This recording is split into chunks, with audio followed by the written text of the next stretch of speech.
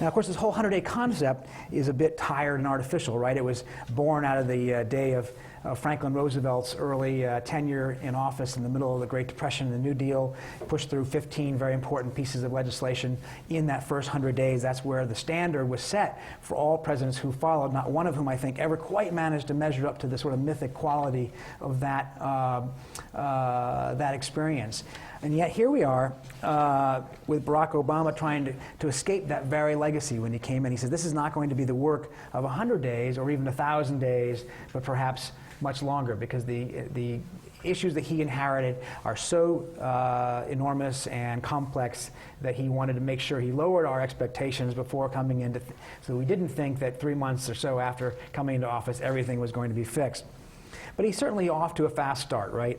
I mean, in half the time of Franklin Roosevelt's 100 days, President Obama has won permission from Congress to spend the second half of the $700 billion bailout that President Bush first initiated. He's pushed through an Economic Recovery Act that will spend or give back in tax breaks $787 billion. He's signed legislation that expands a children's health insurance program and that promotes pay equity for women. He has ordered the closing of the detention center at Guantanamo Bay. He has ordered the withdrawal of combat forces from Iraq by August 2010. He's ordered another 17,000 troops to Afghanistan. He's proposed a $3.6 trillion budget that starts the country on the path to what he hopes would be health care reform and a mandatory cap on greenhouse gas emissions. And just today, he's reversed President Bush's restrictions on embryonic stem cell research. And that doesn't even include the swing set he put in the backyard for Sasha and Malia. The dog is still on the way. It really is a remarkable pace, right? Whether you agree with or don't agree with what he's done, it's a remarkable first 50 days in the pace of what has been happening. I was on Air Force One, as you heard, on Friday, and the president is still so new to office, they haven't even managed to get the new M&M boxes with his signature on them. You know, every president, of course, has the M&Ms with Barack Obama, in his case, on it. They won't come until April, they said. Think about that. President Obama's come in, he's already spent $1 trillion, and they haven't gotten the M&M boxes yet. Okay, some things don't change. So who needs a second 50 days, right? Actually, though, what's really interesting is that what the president has done so far has made some great headlines, but it's really been the easy part. What he's done has been to start things but not finish things, and he knows that. He would admit that himself. He says close Guantanamo Bay. That's great, except that the executive order that he signed doesn't actually do that for a year. Because, in fact, it's very difficult to figure out what you're going to do with the 200 or so guys who are still there. Who do you release them to? Are you going to try them? If you try them, what kind of evidence can you use? Where would you try them? Would you try them in federal court? Would you try them with military commissions? But really, you could argue that headline is Obama orders Guantanamo Bay prison to stay open for another year while they try to figure this out. The same thing is true with the Iraq withdrawal, right? Big splash. Obama orders the beginning of the end. And it's true the military announced just this last weekend that the first 12,000 troops will begin coming home this summer. But that's actually about it. The real withdrawals won't happen until next year because they want to get through this December parliamentary election. And so, in fact, you could have the argument is you could have the opposite headline as well. Obama orders troops to stay in Iraq for another year. We obviously see the same thing with health care and climate change. We've now started out some proposals on these things, but the real rubber doesn't hit the road for a number of months yet. These are very complex issues, and we have not actually gotten that far in seeing where the Obama administration wants to take the country on them. Afghanistan, again, he sent 17,000 troops. It's a big, big action, but they haven't even completed the review yet that will tell us what they want those troops to do and what will constitute, success for them. So, this is where we're at 50 days in. Can we expect, more? Should we expect less? Not for me to say. I'll leave it for everybody to draw their own conclusions. But they're certainly moving quickly. The problem, of course, is there is an old adage, and this is true here too. The old adage is speed kills, right? Sometimes speed is not always a good thing. And I think the president came in having put together an administration and a top White House team faster than any of his predecessors in modern times. He put together his cabinet significantly faster than Presidents Clinton, President Bush, even President Reagan. But then they discovered that the Treasury Secretary didn't pay his taxes, and neither did the Secretary of Health and Human Services. and neither did his chief performance officer or his trade representative or the husband of his labor secretary. So, you know, their first choice for Commerce Secretary dropped out because of a corruption investigation. Their second choice for Commerce Secretary dropped out because, lo and behold, he discovered the president's a Democrat. And so these stumbles have now slowed them down on the appointment process because the vetting screen has now been ratcheted up so much that basically if you're going to go work for the Obama administration, you're agreeing to an audit of your taxes for the last 7 years, a full-on audit. The Finance Committee of the Senate now has a former IRS agent literally going through everybody's taxes who wants to be appointed. Strangely enough, people are dropping out and don't want to be appointed after all. Now, many of these cabinet secretaries have been, you know, confirmed and they're in place, but we call them the Home Alone secretaries because they're the only political appointments in their departments. Tim Geithner is running the Treasury Department at a time of enormous economic, dislocation and turmoil, and he has no deputy. He has no undersecretary. He has no assistant secretary who has yet been confirmed by the Senate. So this is showing how, you know, the contrast between, you know, speed and the way Washington sometimes works, which is to say not always fast. And all this comes, of course, at a time of enormous challenge, an array of challenges, 2 wars, terrorism, this economic crisis that nobody can quite get their hands around. No wonder President Obama's going gray already. You know, he's only been in office for, 49 days, and even if you look at the pictures between January 20th and today, you see a big difference already. We had a chance to interview him, as you heard, on Friday on Air Force One. He seems to be, holding up well. He says he's sleeping at night, doesn't lose any sleep. And we asked him about all these things that are happening all at once and how is he, coping with the burdens of this office. He said, look, I wish I had the luxury of just dealing with a modest recession or just dealing with healthcare or just dealing with energy or just dealing with Iraq or just dealing with Afghanistan. But I don't have that luxury, and I don't think the American people do either. And neither do the reporters who covered them. Look at the newspapers today and you see a lot of big stories and a lot of big headlines, a lot of things going on, and it's our responsibility to cover them as deeply and as thoroughly and as accurately and fairly as we can. We've scrambled our own surge of troops as a result. We have 4 reporters at the New York Times now, officially White House reporters. That's twice as many as we had when I covered President Clinton. Even with that, I think we feel pretty overloaded, trying to just keep up with everything. For our interview on Friday, all 4 of us and that team traveled on Air Force One. We went to Columbus, Ohio, and then got on the plane with him to fly back to Washington. That's the way it works. You fly someplace just to get on the plane ride back. And we sat down in the conference room with him for about half an hour. And he's a serious fellow. He doesn't engage in much chit-chat. There wasn't a lot of joshing back and forth. He was, I'd say, casual and comfortable. He had his jacket off, not flustered by any of our questions, easily able to handle them. He's a serious fella. He's sober, he's earnest. He seems unnaturally confident for somebody who's dealing with all the issues that he's dealing with. And at the same time, of course, he's trying to transmit that confidence to the rest of the country. You know, he understands, I think, that leadership at this moment entails not just policy and prescriptions and legislation, but actually inspiration to a country that's uncertain and in need of leadership. We asked him about the economy, and he said he couldn't assure the American people that recovery will actually start this year. What he did say was that the pillars of recovery, as he put it, the tools that he intends to put in place to try to get the economy started again, that those will be in place this year. And he urged Americans not to stuff their money in their mattresses, to not lose faith in the institutions of American finance, and that said that most financial institutions, despite what we've read in the papers, are in fact still worthy of their trust.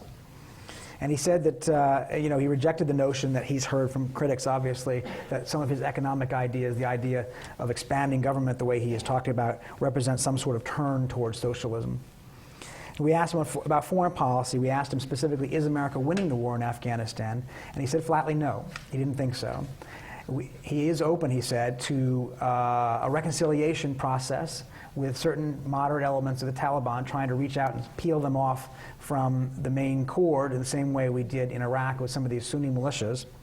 And he said that he would authorize renditions, which is the snatching of terror suspects in countries where we might not necessarily have extradition treaties, we might not be cooperating with the government. And so what you have right now is this sort of interesting amalgam between an expansion of government that some compare to FDR or LBJ in the economic sphere, and yet national security ideas that moderate but don't completely repudiate what George W. Bush did. What are we to make of all that? What is Obamaism? That's something I think we're trying to still tackle and trying to digest. He's only been in office for 50 days. We're trying to figure out what that means. So with that, we're going to have to pay attention to the next 50 days and beyond. And I think I'm going to open up for questions at this point and see if we can kind of get our own dialogue going about what's happening in the country right now or anything else I can help answer on.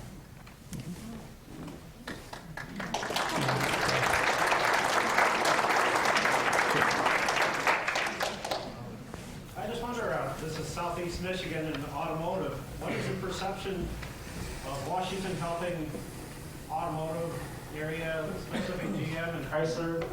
And also, when you lay off all the professionals, what are the professional engineers? Is there anything that you've heard they can do? I don't know. I don't know. Is there any worry on inflation after this, I don't know, billions gets done? These are all great questions, only some of which I can answer. I'm not an economist and don't even play one on television. I think the car industry is something front and center as far as this administration is concerned right now, and what is looming at this moment is this March 31st deadline to, in theory, get approved the restructuring plans that were submitted in connection with the money that was provided by Congress a few months ago. Nobody at the moment feels very confident that those, I think, restructuring plans are going to be the be-all and end-all of this crisis. And there has been discussion about, at what point do you allow an automaker to go bankrupt? Is that an acceptable option? Now, President Obama has made clear he wants the automakers to continue in the United States. That is not acceptable to him that they go out of business, that America, the country that made the automobile as dominant as it is around the world today, needs to continue in the business of automaking. But I don't think yet he's figured out exactly how that will work. They at one point had talked about, as you know, probably a car czar, an individual person who would be overseeing this. Instead, he appointed a panel to do that. And he's going to, in fact, I think he's saying, I'm going to be the car czar because it's just too important to simply turn over to any individual person. But stay tuned for the next few weeks. I think by March 31st, we're going to have a much better picture on that. On inflation, at the moment, they don't seem worried about that. The stimulative effect of the economic recovery package is meant to push growth through the system, but they don't seem to feel like it's going to create inflation. At the moment, they're worried more about deflation. Keep in mind that the interest rates have been pushed down basically to zero, and there's some evidence of price falling at the moment. Now, I'm not an economist, so I don't know whether that's going to stay that way, but they have the tools to adjust if inflation starts to go up because the inflation rates are so low right now. Sales of used cars are about the same level, and that when people like myself, I have cars are being used longer. So in terms of the ramification of this, it says that the General Motors and Chrysler Ford, the demand may be back to normal at 50-60% because of all the used cars, because we don't have the electric cars and things to offset the energy issue. Mm-hmm. What do you feel about that? That's a very good point. That's a very interesting point. I hadn't seen that statistic. I did see the statistic that new car sales are down about 17% but I don't understand. I don't want to pretend to tell you how that's going to ripple through the auto industry if people are turning to used cars. I can see how that would be. That would have a lot of different possible ramifications. But again, that's not my area of specialty. The one thing I want to say about a White House reporter, just so you understand what we do, is we know nothing about a lot of things. Our knowledge is about an inch deep on a lot of different subjects. And so I apologize that I don't know more about that. I'll give you an example. I remember that first day in 1996 when I was left alone on the White House beat by my partner, who I will never forgive. And this was President Clinton's end of his first term. And at the beginning of the day, he took a helicopter ride around the Washington area because there had been a lot of flooding, which is a big story in our area. Then he issued Medals of Freedom to Cardinal Bernardine and Rosa Parks and some others. Then he received a report from an airline commission that was recommending changes in security after the TWA 800 crash. This is the commission that actually led us to start using driver's licenses in airports and so forth. Then he met with the Prime Minister of Ireland and he met with the Prime Minister of Israel. And there was a daily press briefing at which questions about everything from Mexican drug trading to the Medicare came up. This is, well, one day. And this is the day I realized how little I knew about so many things. So what ends up happening as a White House reporter is you end up learning as much as you can about a lot of different subjects so that you can deal with them in a knowledgeable way, and then turn to the people in your bureau, of which we have a lot, who are very knowledgeable about individual areas. We have some terrific economics reporters in our bureau and some terrific foreign policy reporters, and we work together with them on individual stories to make sure they're as informed as we can make them. I think one of the things that concerns many people is the toxic, contentious, bitter attitude or the environment that exists in Washington, or has existed and has built up over the last 8 or 10 years.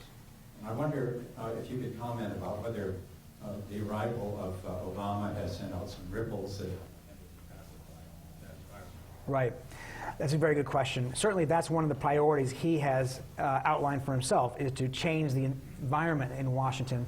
And you know, he's done a lot in these first few weeks to try to reach out to members of Congress, including Republicans. He has had social events at the White House to try to get people to know each other a little bit better. He has called and met with Republican senators and leadership. He has really made an effort to change the dialogue in Washington to some extent. The trick is that they all come in and say that. And then after a while, I mean, George Bush came in and said the same thing, right? George Bush talked about how he had worked with Democrats in Texas, and he didn't understand why he wouldn't be able to do that in Washington, and he would lower the temperature after the polarization of the Clinton years. And then and at the beginning, he had some success. He worked with Teddy Kennedy to put together a No Child Left Behind bill on education, and he had some successes with Democrats on some other issues. But eventually, you know, the town just has a way these days of coming apart.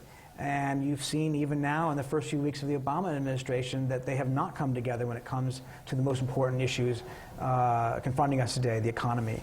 That he got 0 Republican votes in the House and only 3 Republican votes in the Senate for his economic stimulus package. Now we can argue about whose fault that is, right? You know, the public says in the polls, they blame the Republicans for that. They think the Republicans are playing politics. What the Republicans will say is, well, President Obama didn't, you know, he made some nice gestures, but they were just gestures, and he didn't actually do anything to accommodate our policy ideas in this legislation. But I think that what that shows you is how difficult it is to overcome entrenched interests and long-standing divide in Washington. Does that mean he can't succeed? No, of course not. He has put Republicans in his cabinet. Ray LaHood is the Secretary of Transportation. He kept Bob Gates at Defense from George Bush's administration. He tried to have Judd Gregg at Commerce. You know, and they promised that they're going to keep on trying.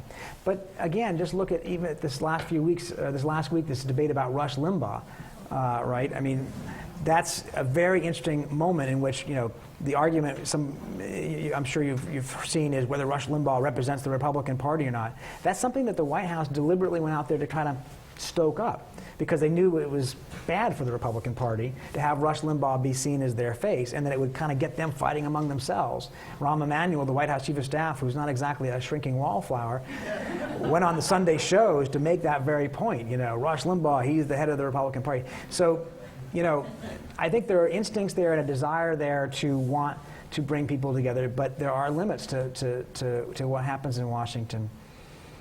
One last thing I'll say is he's having these, one thing he's doing that's interesting, he's having these Wednesday night social gatherings at the White House that are specifically aimed at congresspeople who don't spend enough time in Washington together. But the old days, 20 years ago and 30 years ago, when President Ford was in office, they stayed in Washington. They got to know each other across party lines. President Ford in office knew and worked with very closely a lot of the Democrats in Congress. Today, the environment is such that congressmen come into town on Tuesday morning and they leave Thursday night. and go back to their districts because they're afraid of losing their seats. They want to stay connected to their communities. They've left their families back in their districts. And therefore, they don't tend to get to know each other as much. And that, people believe, has contributed to the toxicity in Washington. And then the gerrymandering that has made so many House seats strongly Republican or strongly Democrat, and therefore, not as many people feel like they have to run in a district that appeals to the middle. That also tends to pull people apart, I think. Okay, we'll come around. And any discussions about the tension that seems to exist between the increase in public transit, which we're seeing, and the plans for increasing it, and the number of autos we produce? Well, that's an interesting question. I think that the stimulus package that just passed had around $50 billion in it for transportation in the end. That's going to be a big infusion that will go, a lot of that's going to go to roads. A lot of that's going to go to highways that will either increase or at least accommodate more cars on the roads. There is also a big chunk of it, I've forgotten the exact number, meant for mass transit, but I don't think that that's going to stop the need for automobiles anytime soon. Okay, good. The two questions are about Paul Krugman, who has been very critical of President Obama for not doing more on stimulus. Is that really fair? The second question is predictions on health care. Paul Krugman is an op-ed columnist, of course, and I'm a reporter, and they're very, very different. I've never met him. I don't know him. I think he works out of Princeton rather than any office that we actually have. His criticism has certainly been noticed in the White House, let's say that. They're very aware of it. And, look, I think criticism from right and left isn't a bad thing. I think it forces them to answer the question, is this enough? Or is it not enough? Or is it too much? I think it's actually good for them to have to read a column like that pushes them and to answer the question why they think it's wrong.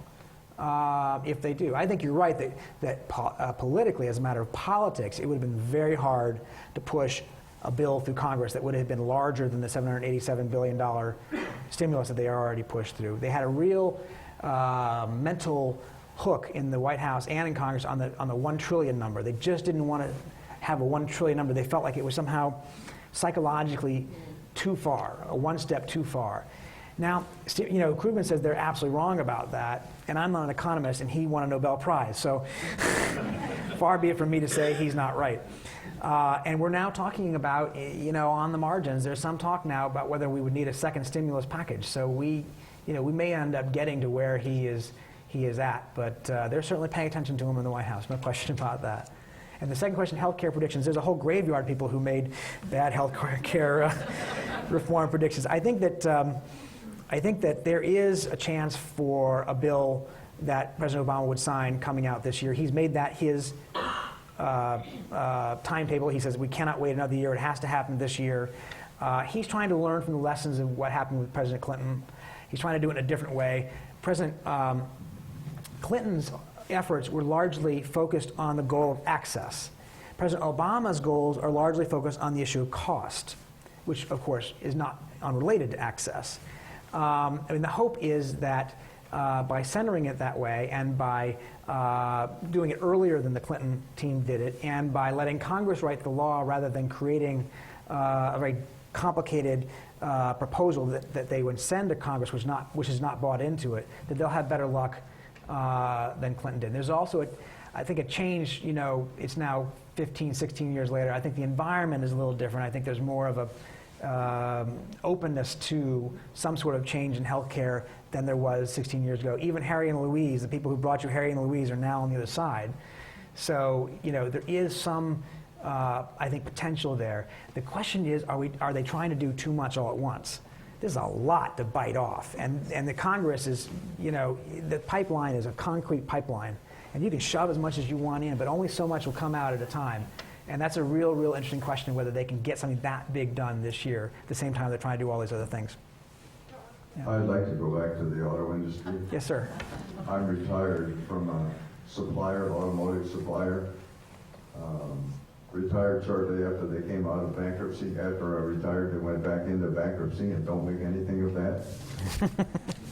Do you get the feeling that the administration and those that are working on this automotive problem understand the connectedness of the automotive giants, the big three, Toyota, Honda, the rest of them, and their suppliers.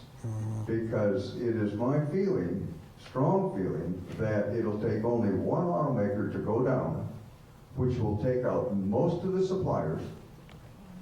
It only takes one part to shut the assembly line down. I think the ripple effect of any automotive maker going into bankruptcy will shut all of them down. Yeah. And it would be catastrophic because most of these part suppliers, the plants, are in smaller towns in the United States, of which this manufacturer is one of the major employers of that town. It'll be devastating. It's a very important and good question that you just asked. I think they are aware that, you know, it's not just the big three themselves, that this ripples through not only the economy, but communities, and not just here in Michigan, but in a lot of different places in the United States. I think they are aware of that. What's interesting to me, and I'm not, again, schooled in this, what's interesting to me, though, is how much less sympathy there is for the big three, presumably the people at the top, than there has been on other things like, say, the banks. I mean, it's interesting how much tougher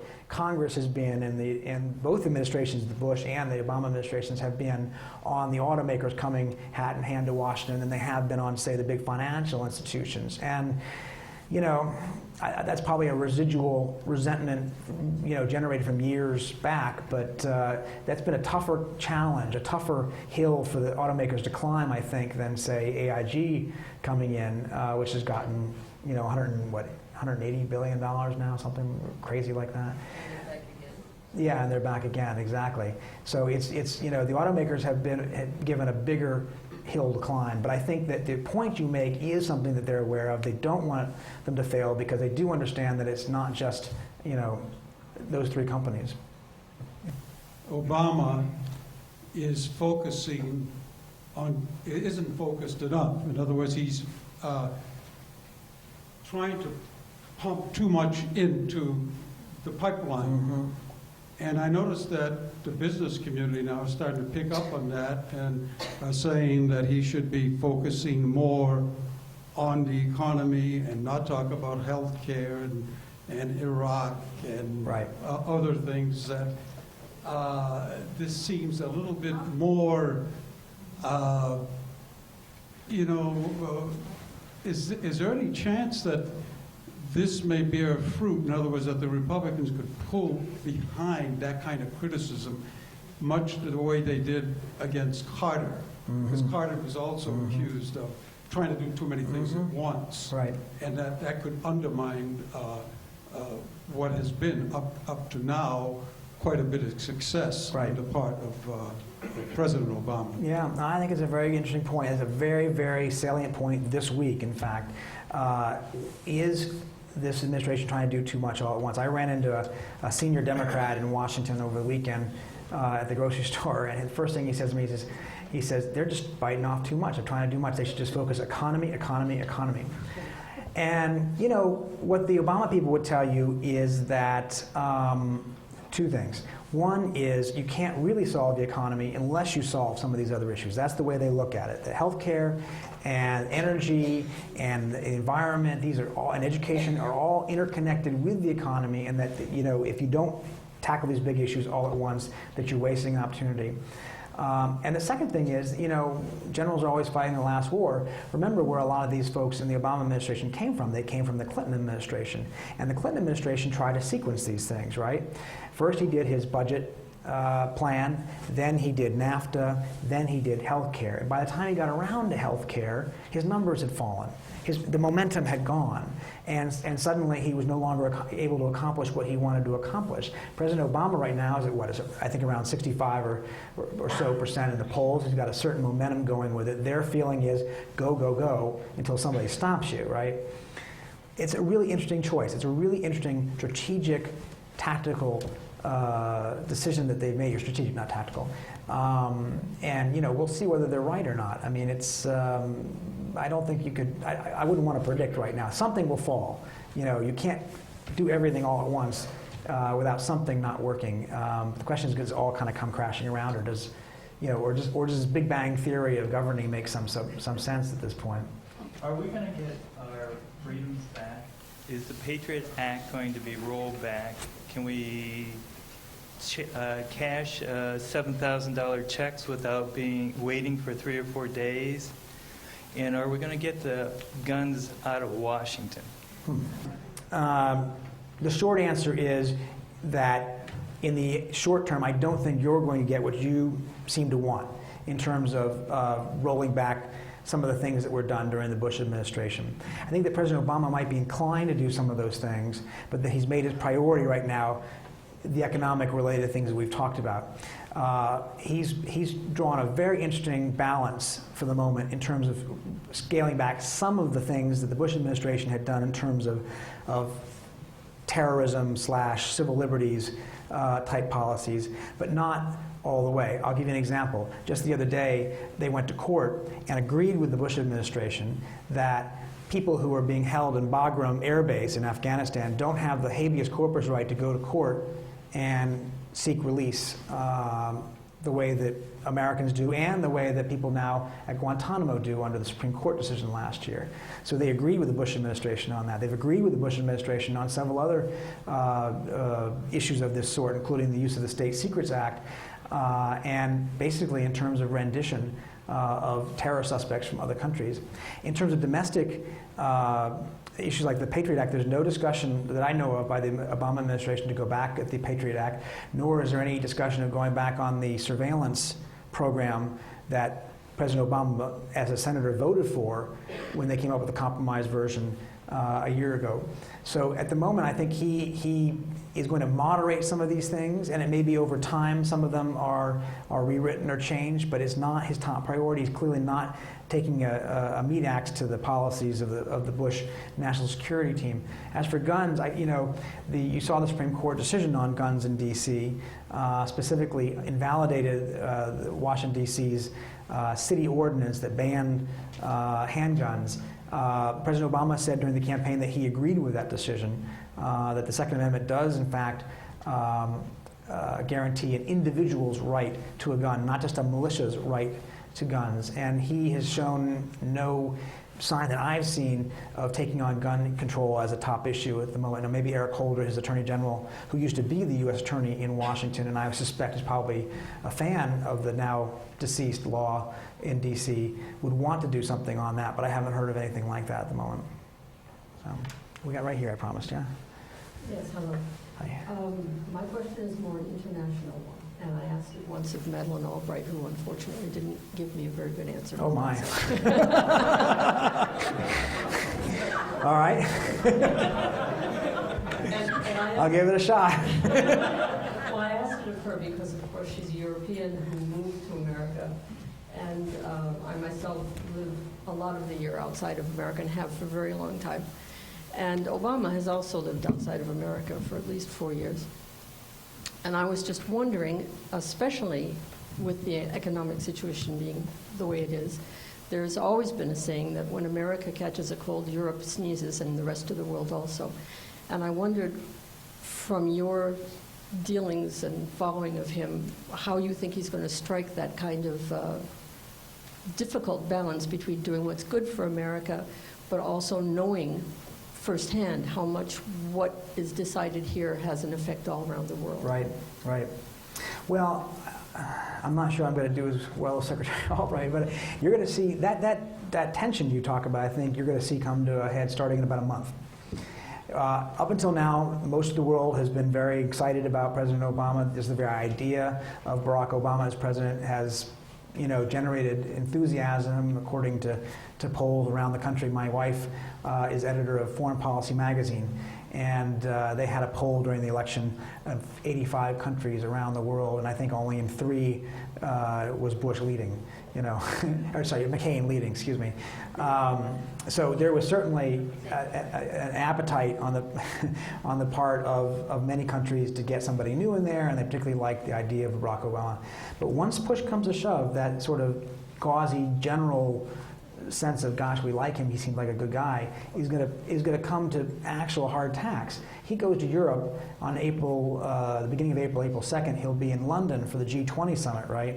And one of the things he's going to tell them there is, you all need to do more in terms of stimulus for your economies the way we do. And what the Europeans want to talk about, and what some of the other countries want to talk about at that summit, is financial regulation. They want the United States to join with them in a tougher, more rigorous regulatory scheme across the world, which is not yet something that the Obama team is ready to really discuss. Then after that, he goes to the NATO summit, where he's going to be pushing Germany and France and some of these other countries to pitch in more in Afghanistan, right? And they don't want to do that. They're not really happy about that. Now, he's come up with a fairly interesting way. He said, okay, tell us what you think needs to be done in Afghanistan. And the idea is they'll come back and say, well, this needs to be done, this needs to be done. He says, great, you got it, you do that, you do that. We'll see if that works, right? So, you know, ultimately, personalities are important, but policy really matters as well. And the policies of America aren't necessarily always going to be things that these other countries are going to want to subscribe to and join in on. And this trip in April is going to be a real test of that, I think, for him. How persuasive is he? How is he able to straddle that divide? Is he able to find common ground in some way in which he holds that popularity that he's got overseas intact, while nudging people to do more of what he or we or what have you want to have happen? And I don't know how that's going to work. He doesn't have a lot of experience in that, you know. I mean, keep in mind, his real experience is in the Illinois State Senate, you know, and he's managed to show a remarkable ability through these last few years to ascend to the top of our structure, but he has very, very little experience in managing that kind of a situation, so it's going to be a real challenge. But his life experience. He has life experience. He lived overseas in Indonesia, as you said. I lived overseas for 4 years, and I would be an absolute terrible, terrible president. But I think that does inform his thinking. I think that helps. I think it, you know, particularly with the Muslim world, he wants to make a speech in a Muslim capital in his first 100 days. He hasn't told us where. They are telling us he's going to go to Turkey, but they say that won't be the site of his major speech, so we're not quite sure. Maybe Jordan. You know, I've heard, you know, there's some talk about Indonesia for obvious resonance reasons. But he wants to push the reset button, as they use on Russia, with the Muslim world as well. And he has a certain honeymoon period with them as well. First television interview he gave was to Al Arabiya television. That was meant to send a signal. But in the end, again, you know, signals are great. Israel, Palestine, that's more important to a lot of people. I mean, a lot of these policies are hard, hard, hard, and I wouldn't want to be coming in at this moment trying to solve them. So.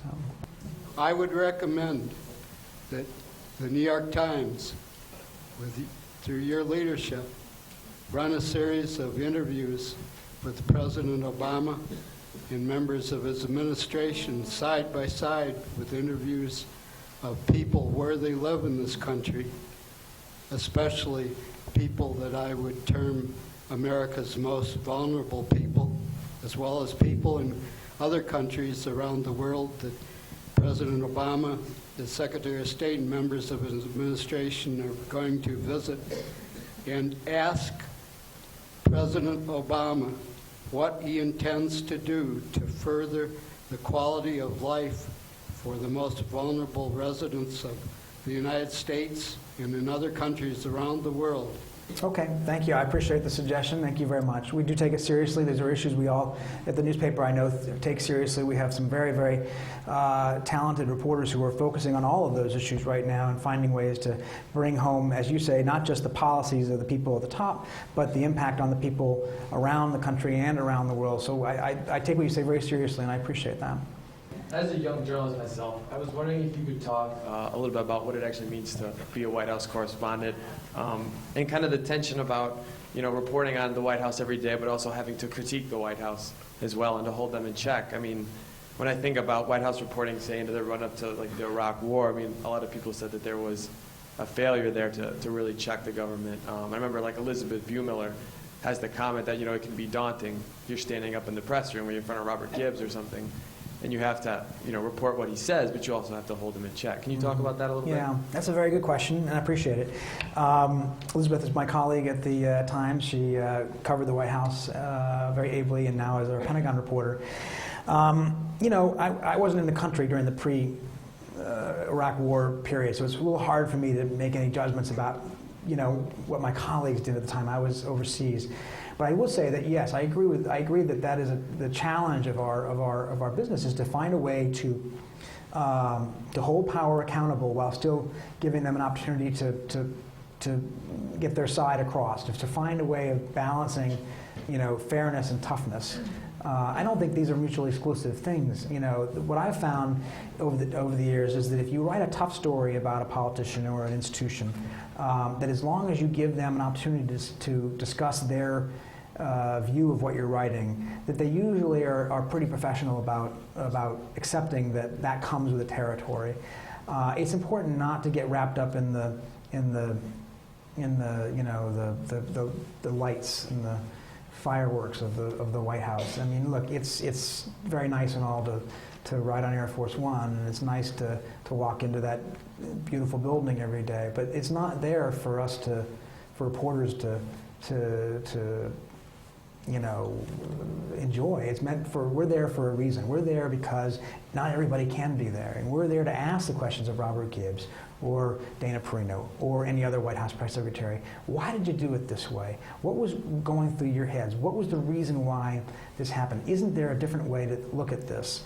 And to challenge them. And I think that there's a real purpose served in challenging presidents and the people around them. And that's why I'm a big fan of presidential press conferences. Dwight Eisenhower used to have a press conference every month, and he always said that was a good thing, because even though, he got some questions he didn't like, he got some, some twerps out there, some punks out there, daring to challenge the great man. The fact of the matter is it forced action, because he knew he would have to go out there and answer for policies that he would go to his staff and say, okay, I'm going to go out there tomorrow night, and they're going to ask me, where are we with fill in the blank, healthcare, the budget, foreign policy, whatever. And he would push his staff and the bureaucracy to come up with answers.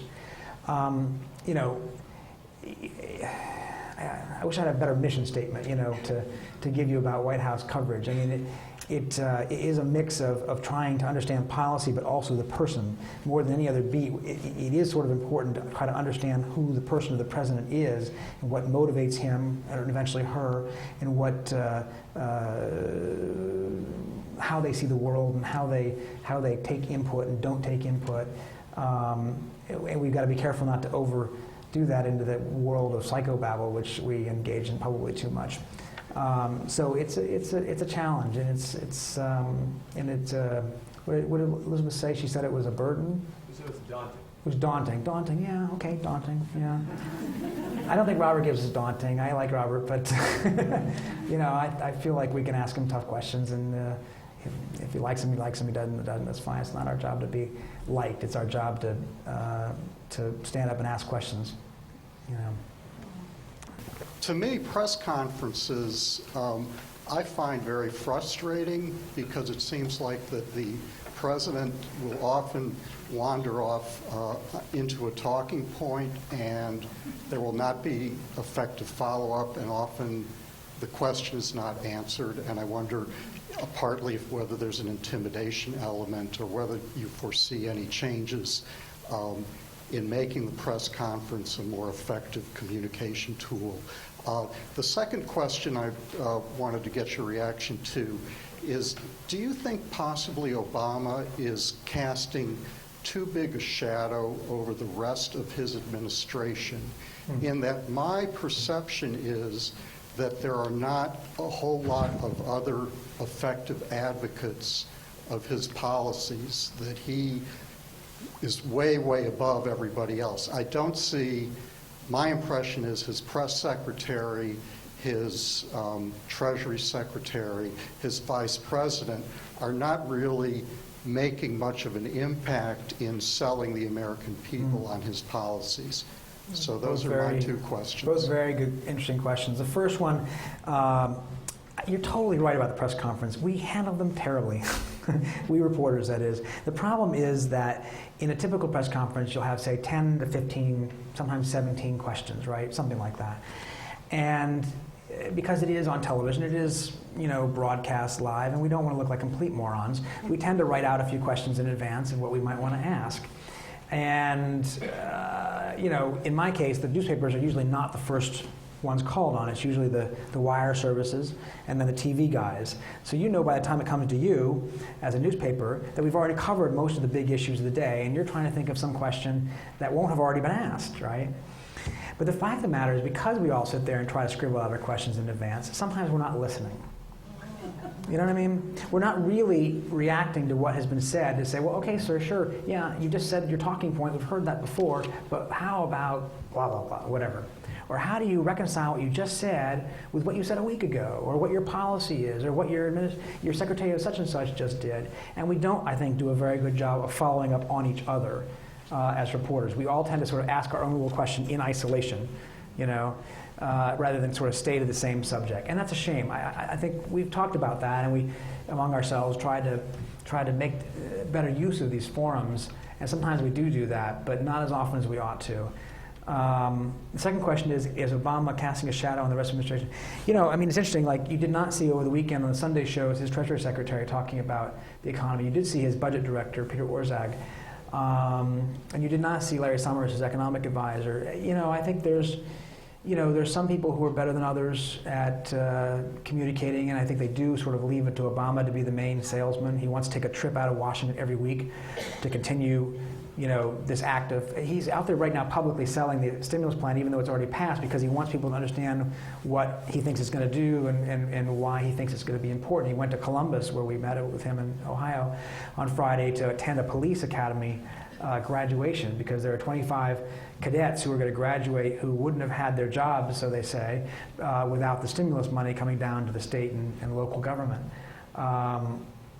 You know, there are limits to how much that's going to work. I mean, salesmanship only works so much if you're losing your job. You know, public impatience, you know, kind of goes beyond what they hear on television. People are desperate, I think, right now for answers. They look at everything he's done, and they think, okay, all right, we want it to work, but 600,000 jobs just disappeared again in February, and the market, on our front page, the graphics show the losses, you know, just like that. It's scary stuff, and you know, it's a challenge, I think, to get that balance of inspiration in the face of these very, very gloomy numbers to really penetrate and work. What's interesting is the polls show people have faith in Obama. They don't necessarily have faith right now in his policies, at least not as much in his policies as they do in him personally, and they don't have quite as much faith that things are going to turn around as they do in him personally. So there's a real, you know, dichotomy between the sense of the person right now that we have in our overall optimism or confidence in the country. What else we have? My comment is pretty much along the same lines that you just talked there. This morning, Warren Buffett was interviewed, and he said, in so many words, he said that the number one issue right now that the administration can address is trying to move from fear to confidence that the programs that are being instilled are going to work. And when his people talk about it, it leads to more and more confusion. And it was Warren Buffett's comment that the only way it can be addressed is for him to address it. And I was wondering what your opinion is on that. Well, I would never disagree with Warren Buffett, who also was one of the largest shareholders of my previous newspaper. I think that, you know, he puts his finger on something that's important. You know, President Obama's first few weeks in office were about pushing Congress to act, right? And so as part of that, he was particularly gloomy and grim in his public presentation of where things are, because he needed to make the case, right? He needed to say to lawmakers, you have to act now, you have to act on what I'm telling you to act on, don't wait, don't play around with it, get it done. So that's a strategic decision. Now that it's passed, he has to make that pivot to optimism and confidence, and you know, the only thing we have to fear is fear itself, right? In our interview on Friday, he said Americans shouldn't be fearful of the future, and they shouldn't be afraid to put their money in financial institutions. They shouldn't be afraid to spend and, you know, to continue in the economy. But it hasn't yet been, I think, a full-throated oration that has penetrated yet, because it is sort of tempered by some awful news, and he can't quite, you know, he doesn't have anything yet to point to say, see the beginning. Well, there's some comment that he was talking to the American public and he's not talking to Wall Street. Well, he's got multiple audiences. You know, everything he says is going to be heard by, you know, pick your different constituencies, right? There's us, the everyday folks. There's automakers. There's Wall Street. There's the world, Europe, and the other countries around the world that have such a big part to play in the global economy. And there's Congress. And you know, for each of them, he has a somewhat calibrated message that hasn't sort of maybe come together in a way that that Warren Buffett has found compelling. It might, yeah. You know, he's new, right? Give it some time. My impression is that Nancy Pelosi thinks she's the president. Oh, okay, here we go. Okay. Thinks she's the president, much to the detriment of the Democratic Party and to the programs he's trying to do. And is there any way of, as he sees, of calming her down so everything's a struggle? Well, you know, it's really interesting. What President Obama has done is tried to enlist Pelosi and Harry Reid in the Senate as his allies because he needs them to get things through. What the Republicans would tell you his mistake was during the stimulus package was he gave Nancy Pelosi too much leeway in crafting the bill, and that she crafted the bill and gave them the stiff arm. What's also sort of less talked about is that, you know, a lot of the things that were in that stimulus bill that people blamed on Nancy Pelosi were actually things the White House asked for. So she is, you know, an important and powerful figure and somebody that President Obama's going to have to figure out how to work with. She's also a convenient focal point for Republicans who understand that she's a lot less popular than President Obama is. And rather than taking on the guy who's popular, it's better to take on Nancy Pelosi. Because in fact, what they're going to be running for next in 2010 is Congress, not the White House. And better to make the case now that Nancy Pelosi is the one who's screwing things up. So she's taking in effect some of the arrows that for Obama in some fashion, he's letting her. It will be interesting to see how that relationship develops. I mean, there's some real tension there. You know, Rahm Emanuel, who's his chief of staff, was a high member of the House Democratic leadership prior to this current service, and there's some tension there as to you know who's really in charge and how much focus they're going to put on this issue or who's going to run that. And that's something, you know, Democratic presidents often have more trouble with the Democratic Congress than they do with the Republican Congress. President Clinton arguably didn't have a great time with his first 2 years when he had a Democratic Congress. Jimmy Carter had a tough time with a Democratic Congress. Probably you have to go back to LBJ to find a Democratic president who had a more, you know, commanding, you know, relationship with Congress. So it's a good question. We're going to have to see how that plays out. My question is more about process, if I could, and it's a two-pronged one. One is, it's been my impression in watching Congress over the years that it's pretty easy to get into this debate between Democrats and Republicans and very hard to reach across the aisle. Mm-hmm. We see very little of that. We hear of it, but see very little of it. And with Obama coming on saying, I really want to have dialogue. I want to have a good debate where we have the best ideas, not just Republican or Democrat, but the best American ideas, the best thinking, et cetera. I think, personally, that calls for a great deal of courage and skill mm-hmm. that we don't normally see where people are willing to give up their traditional ways of thinking to explore other ways of processes. So I have some cynicism about that happening in Congress. But I also saw him run this finance summit, mm-hmm. followed then by the healthcare summit, right. in which he pulled together Republicans, Democrats, both parties, Congress, people from outside, business people, community workers, etc. And I saw the conclusion of the first one where almost to a person, they thanked him for having this process of being able to get together, that they had not been able to do that. In some ways breaking the kind of anchor that they have in Congress to get out of that and to get into more of a potential dialogue setting. The same thing seemed to be happening with the health care. So my question is, what, if anything, do we know about the history of that kind of a process mm-hmm. and any potential result? Because I think that's one of his ways of trying to get more of a dialogue.